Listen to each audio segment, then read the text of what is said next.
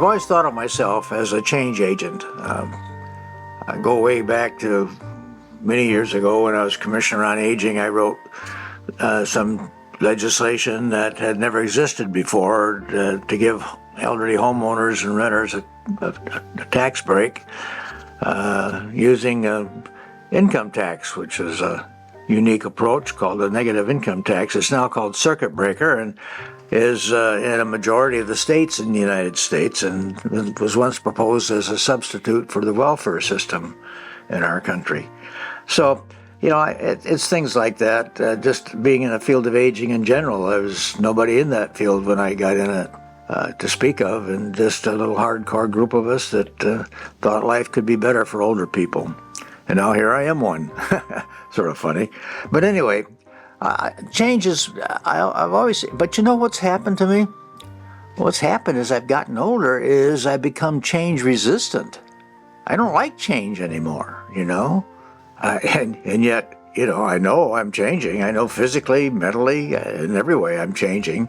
And I'm sort of being dragged, kicking and screaming, into old age. And I don't like it.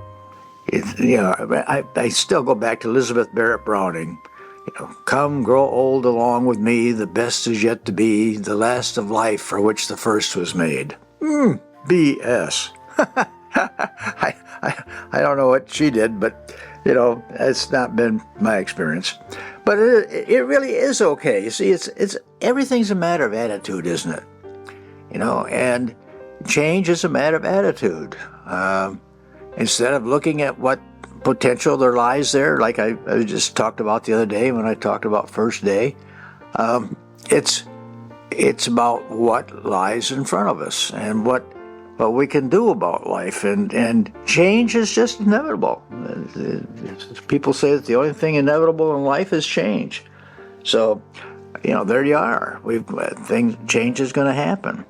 But this morning in all my readings, everything was about change, and some of them weren't very pleasant. I'm going to tell you this, the Old Testament sometimes just really, I just shake my head because it was pretty bloody. I mean, God told Ezekiel to mark a few people on the forehead, and everybody else got wiped out. Oh, good grief.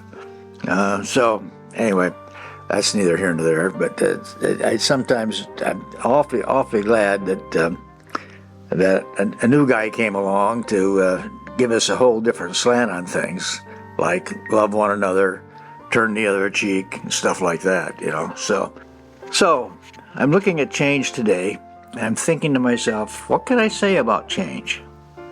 What is there about change that is positive and uplifting? Well, the fact of the matter is that if everything stayed the same forever, we'd be bored out of our gourds. Honestly, we would just be so bored with life.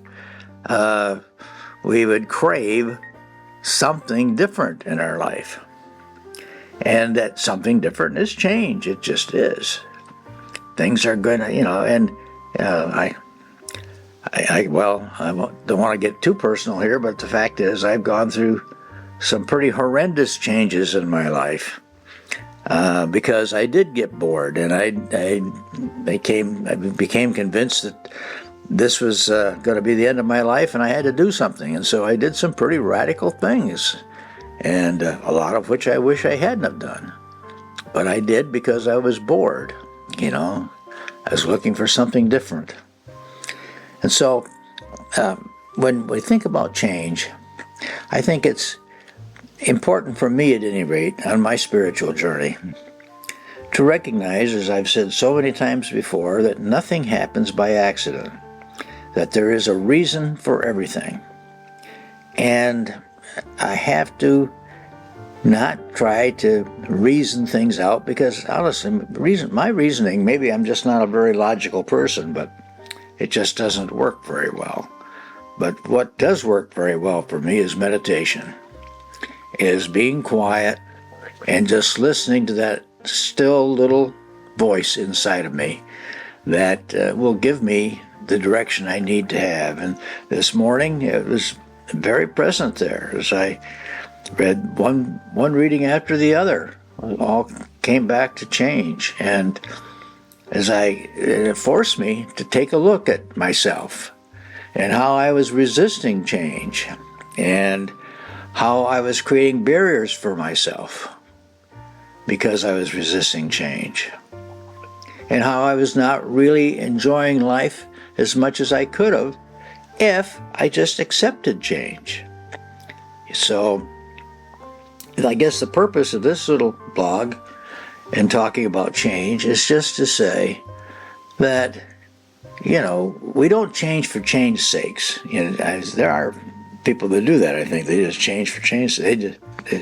But the fact is, if change comes along and it seems to be right, it seems to be what we're okay with, we accept change. We accept it in our lives, and we experience it, and we see where it takes us. I know God has a plan for me, but He hasn't seen fit yet to tell me what it was. He gives me clues and He gives me suggestions, like writing this blog and other things that I know I'm supposed to be doing.